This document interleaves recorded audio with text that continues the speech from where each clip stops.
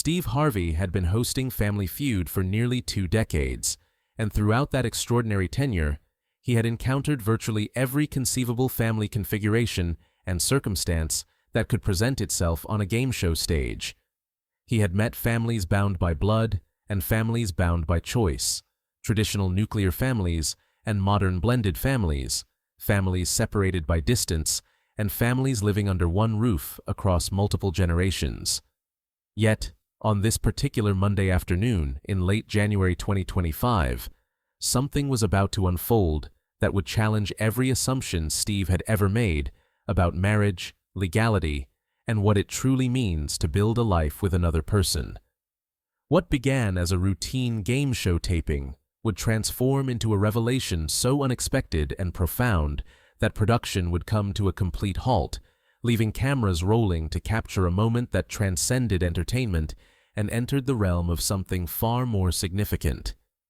Before we continue with this extraordinary story that stopped production completely and left everyone present grappling with questions about the nature of commitment and legitimacy, if you find yourself moved by stories about unconventional love, societal rules, and the courage it takes to live authentically, despite obstacles, please take a moment to like this video and subscribe to our channel.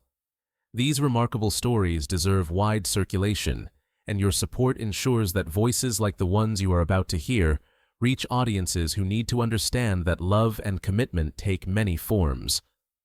The Washington family had traveled from rural Montana to participate in Family Feud, arriving at the studio with the kind of understated dignity that suggested people who had lived full lives largely outside the spotlight. The family consisted of 5 members spanning 3 generations, but it was the eldest members who immediately captured attention. Leading the team were 81-year-old Robert Washington and his wife, 79-year-old Margaret Washington, a couple whose devotion to each other was evident in every glance and gesture.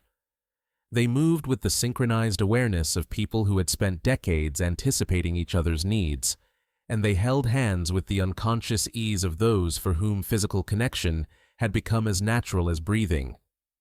Beside Robert and Margaret stood their son Thomas, age 56, followed by Thomas's wife Linda, and finally their grandson Christopher, age 28, who completed the 5-person team. The family dynamic was immediately apparent to anyone observing them. The younger generations treated Robert and Margaret with a reverence that went beyond typical respect for elders, as if the older couple represented something precious and remarkable that deserved particular care and protection. During the pre-show briefing, the production staff had noted several interesting details about the Washington family. Robert and Margaret had been together for 58 years, having met in 1967 when Robert was 23 and Margaret was 21. They had raised 4 children together, built a successful cattle ranch in Montana, and become pillars of their small community. What made their story particularly noteworthy, the producers had been told, was that they represented one of the earliest interracial couples in their region, having come together at a time when such unions were still controversial and, in some places, illegal. Robert Washington was a tall black man whose posture remained remarkably straight despite his advanced years. His silver hair was closely cropped, and his dark eyes held a sharpness that suggested a mind still actively engaged with the world. He wore a burgundy sweater over a collared shirt, pressed slacks, and polished shoes that spoke to someone who took pride in his appearance.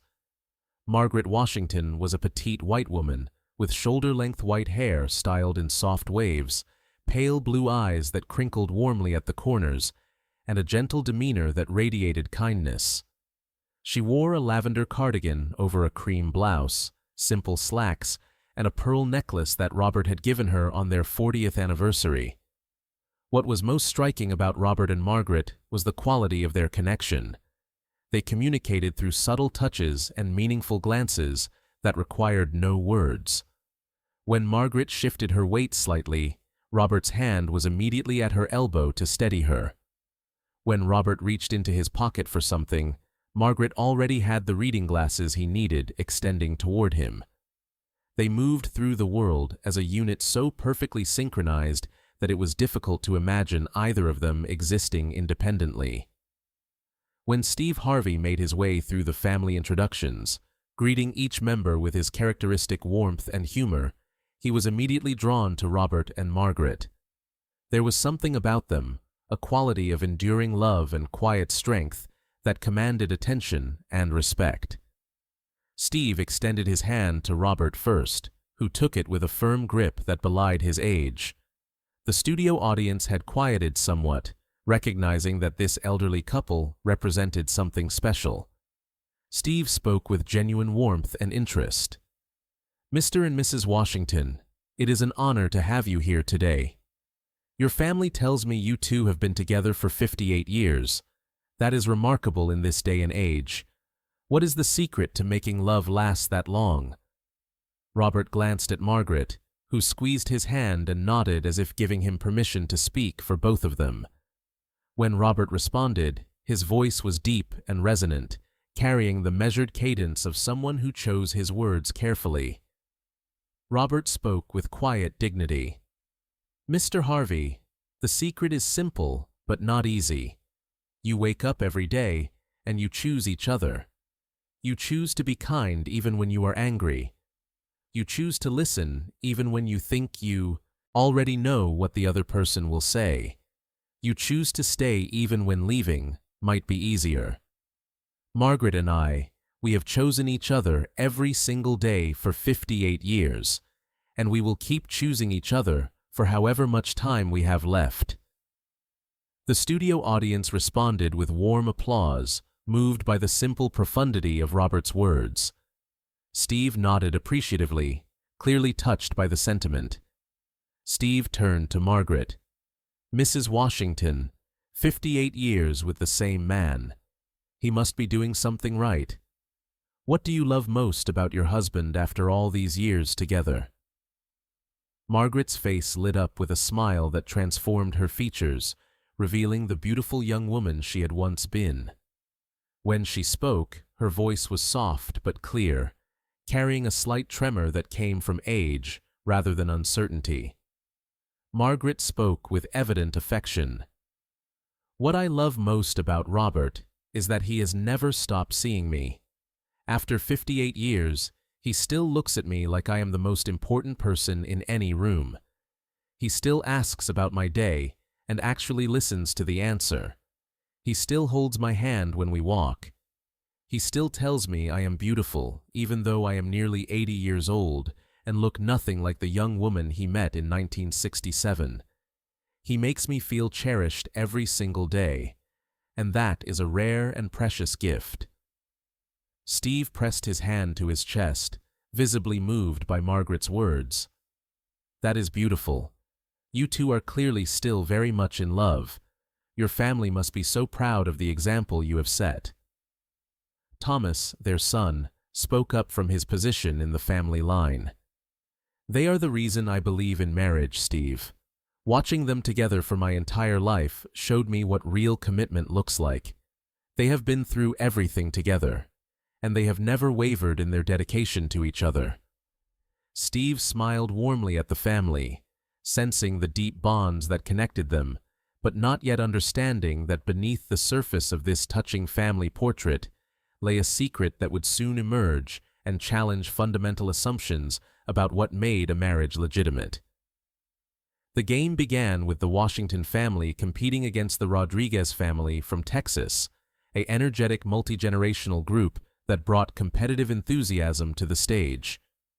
The contrast between the two families was notable. Where the Rodriguez family celebrated each correct answer with elaborate demonstrations and vocal excitement, the Washington family responded to their successes with quieter appreciation, offering each other supportive touches and encouraging words delivered in measured tones. Robert and Margaret played well when their turns came, demonstrating a keen understanding of common survey responses and a wisdom born of their many decades of observing human nature. They consulted with each other before answering, a quick exchange of glances and subtle nods that suggested a communication system so refined that words were often unnecessary. Their grandson Christopher joked during one of the rounds that his grandparents had their own private language, developed over decades of marriage, and that the rest of the family was still trying to learn it. As the rounds progressed, the Washington family pulled ahead steadily, their combination of strategic thinking and broad life experience proving effective against their more impulsive opponents. During a commercial break, while the game board was being reset, Steve found himself drawn back to Robert and Margaret, who stood together at their positions, with Margaret's head resting lightly against Robert's shoulder. Steve approached them with genuine curiosity and warmth. "Mr. and Mrs. Washington, watching you two work together is really something special. You have this connection that you can just feel. Tell me about how you met. What brought you two together back in 1967? The question seemed simple enough, but Steve noticed immediately that something shifted in both Robert and Margaret. Their expressions became more guarded, and they exchanged a look that carried weight and significance that Steve could not yet interpret. Robert's response was measured and careful. "We met through mutual friends in a neighboring town, Mr. Harvey. Margaret was working as a secretary, and I was working construction. We were introduced at a church social, and from the moment we started talking, we both knew we had found something special." Margaret added softly, "It was not easy for us back then. An interracial couple in Montana in the late 1960s, we faced considerable opposition from some quarters. But we knew what we had was real, and we were not going to let other people's prejudices keep us apart." Steve nodded with understanding and respect. "That took courage. I am sure you face challenges that younger couples today cannot even imagine. But you stuck together, and you built this beautiful family.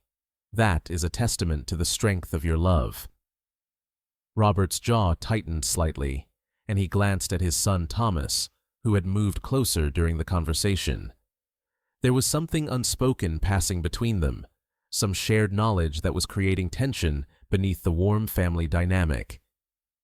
Thomas spoke up, his voice carrying a note of concern. "Dad, are you sure you want to do this here? We talked about this, and I thought we agreed to wait."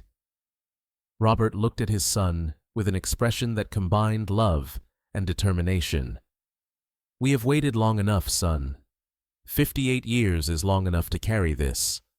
Margaret and we talked about it last night, and we decided that if we are going to tell the truth, we should tell it publicly. We should tell it in a way that cannot be ignored or swept under the rug. We should tell it while we are still here to tell it ourselves." Steve Harvey's expression shifted from warmth to concern as he sensed that something significant was about to be revealed. "Mr. Washington, what is it you need to tell? If there is something you want to share, we are listening." The production assistant signaled that they were about to resume filming, but Steve raised his hand, indicating that they should hold. His instincts told him that whatever was about to happen was more important than maintaining the show's usual pacing. Robert took a deep breath and looked at Margaret, who nodded encouragingly and squeezed his hand. When he spoke, his voice was steady, but carried the weight of a truth that had been held secret for decades. Robert spoke with quiet determination. "Mr. Harvey, I said that Margaret and I have been together for 58 years, and that is true. We have lived together as husband and wife for 58 years. We have raised 4 children together. We have built a life together. We have been faithful and devoted to each other through everything. But what I did not tell you, what we have not told most people, is that Margaret and I were never legally married." The studio fell into stunned silence. Steve's face reflected complete shock and confusion. The revelation seemed to make no sense given everything he had just learned about this devoted couple. Steve's voice carried his bewilderment. "I do not understand, Mr. Washington. What do you mean you were never legally married?" Margaret stepped forward slightly, her voice soft but clear as she prepared to explain what had been hidden for nearly 6 decades. When Robert and I fell in love in 1967, we wanted to get married. We wanted to do everything properly and legally. But we encountered a problem that seemed insurmountable at the time. She paused, gathering her courage before continuing. Montana had laws on the books prohibiting interracial marriage. These were called anti-miscegenation laws, and while the Supreme Court had struck them down as unconstitutional in the Loving v. Virginia decision in June of 1967, the practical reality was more complicated. Montana did not officially remove its anti-miscegenation statute from the books until 2020, and even after the Supreme Court ruling, there were county clerks and officials throughout the state who refused to issue marriage licenses to interracial couples. Robert picked up the narrative. We went to the county clerk's office in our county to apply for a marriage license in November of 1967, 5 months after the Supreme Court decision. The clerk looked at us, looked at our application, and told us flatly that he would not issue us a license. He said that regardless of what the Supreme Court said, he was not going to be party to race mixing, and we should go somewhere else if we wanted to play house together. The studio remained in absolute silence, everyone present processing the implications of what they were hearing. Steve's face reflected growing understanding and horror at what this couple had faced. Margaret continued the story. We tried 3 other counties in Montana, and we got the same response each time. Some clerks were more polite about it than others, but the result was always the same. They would not give us a marriage license.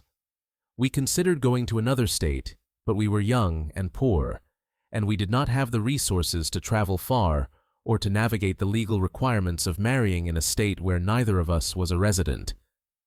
Robert's voice took on a note of defiance mixed with resignation. So we made a decision. We decided that we did not need the state's permission to commit our lives to each other. We had a ceremony in a small church with a sympathetic pastor who agreed to perform a blessing even without a legal marriage license.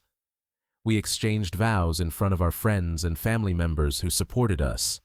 We committed ourselves to each other in the eyes of God and our community, even if the state of Montana refused to recognize our union. Margaret spoke with quiet dignity. We put rings on each other's fingers. We moved in together. We started our life as husband and wife in every meaningful sense, except the legal one.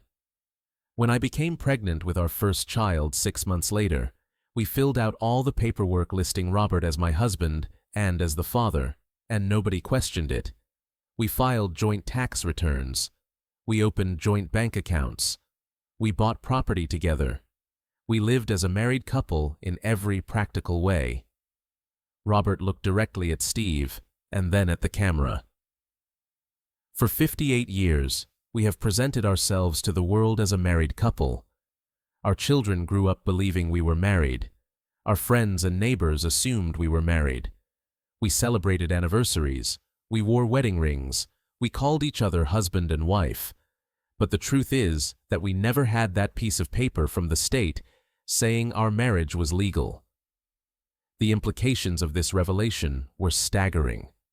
Steve Harvey stood motionless, his face cycling through expressions of shock, anger at the injustice, and deep sympathy for what this couple had endured. Steve's voice was rough with emotion.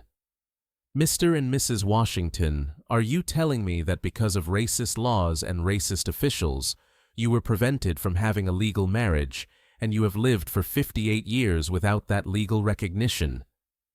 Margaret nodded, tears now streaming down her weathered cheeks. "Yes, Mr. Harvey.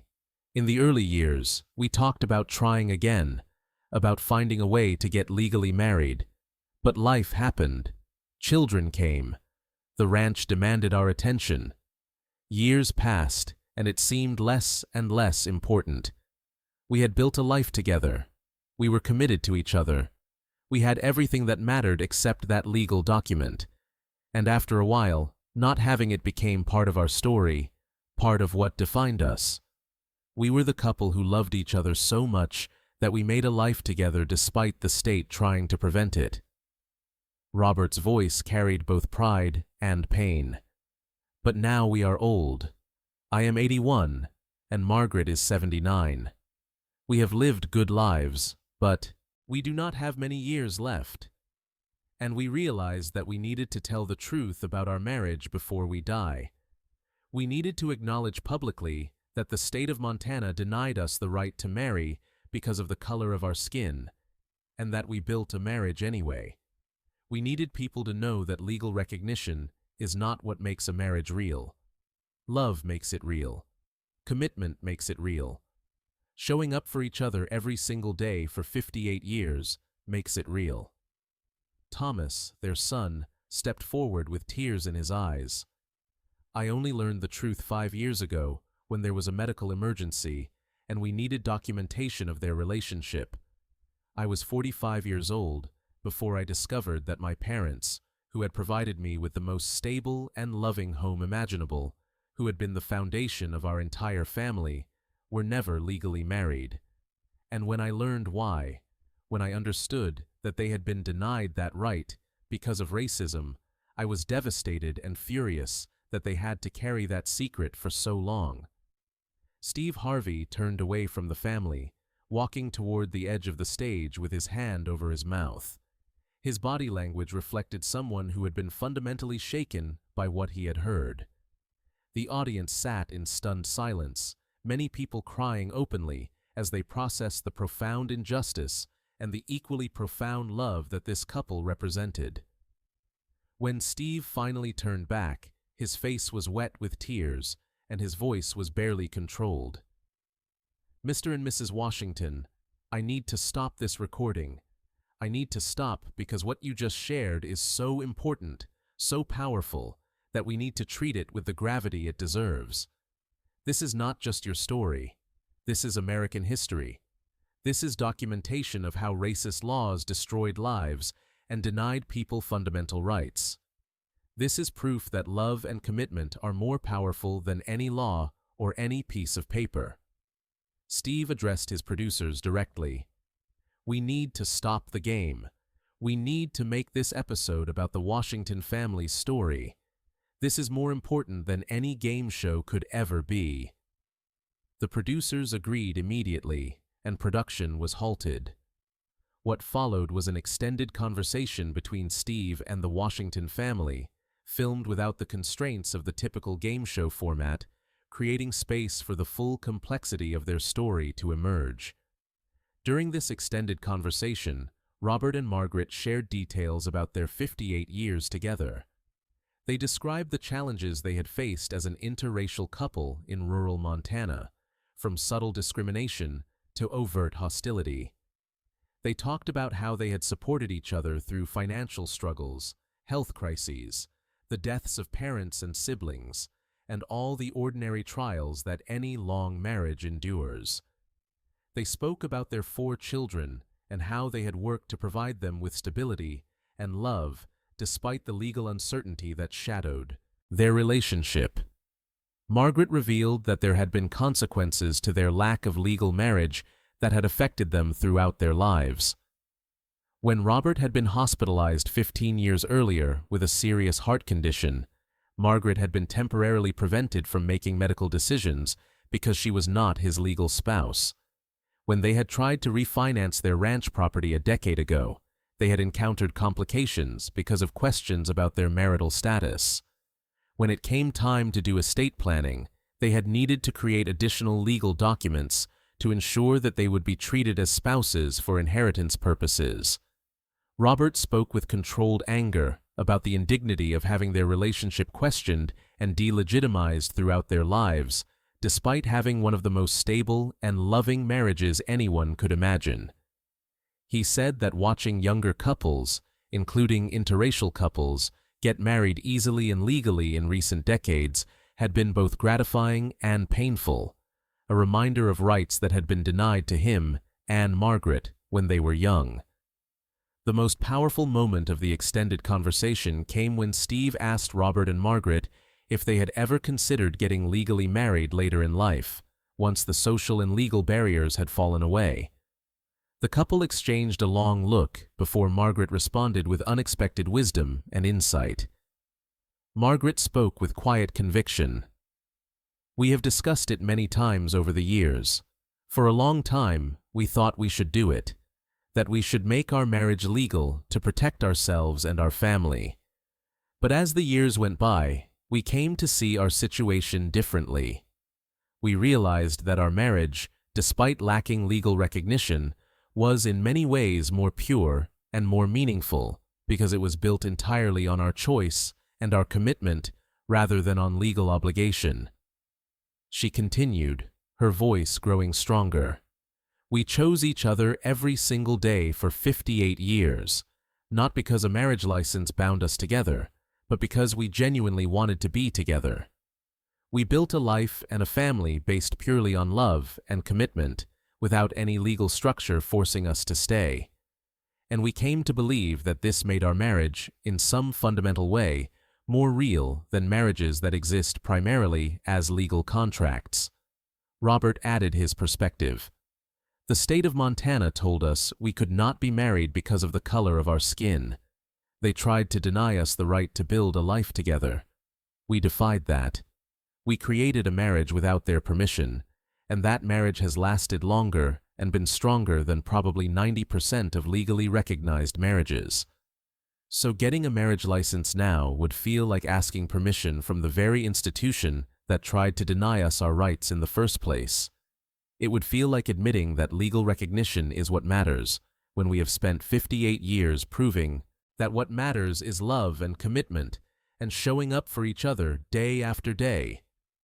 Steve listened to their words with visible emotion, and when they finished speaking, he sat in contemplative silence for several moments before responding.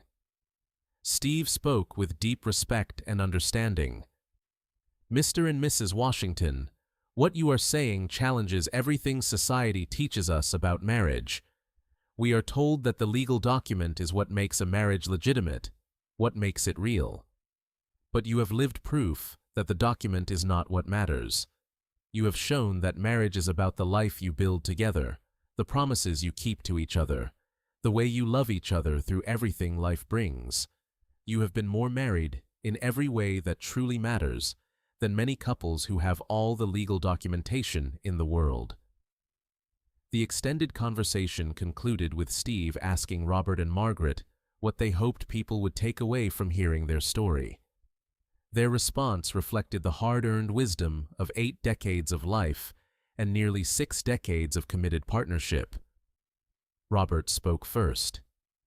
"We want people to understand that racist laws had real consequences for real people. Our story is not unique.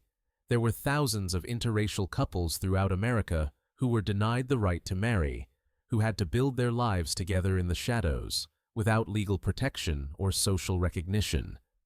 Most of those couples are gone now, and their stories have been forgotten. We are telling ours while we still can, so that people remember what happened and understand that the struggle for marriage equality did not begin with the movement for same-sex marriage. It has been happening for generations." Margaret added her perspective. "But we also want people to understand that love is more powerful than law. The state tried to prevent us from being together, and they failed. We built a marriage and a family and a life that has been as real and as beautiful as any marriage could be, and we did it without their permission. That is a testament to the power of commitment and the resilience of love. We want young couples today, whatever their composition, to understand that external validation does not create a marriage. Choosing each other every day creates a marriage. Fighting for your relationship when the world tells you it is wrong creates a marriage. Building a life together through joy and sorrow creates a marriage. The legal document just acknowledges what you have already created through your love and your choices." The episode that eventually aired was dramatically different from any Family Feud episode in the show's history. The game portion was abbreviated, with the Washington family winning and donating their prize money to civil rights organizations working to document the history of anti-miscegenation laws and their impact on American families. The majority of the episode focused on the extended conversation with Robert and Margaret, allowing their story to unfold with the depth and nuance it deserved. The response to the episode was extraordinary and immediate. Legal scholars weighed in on the complications that could arise when long-term committed relationships lack legal documentation. Historians provided context about anti-miscegenation laws and their enforcement, noting that while the Loving decision made such laws unconstitutional in 1967, many states had been slow to remove them from their books or to ensure universal compliance with the court's ruling.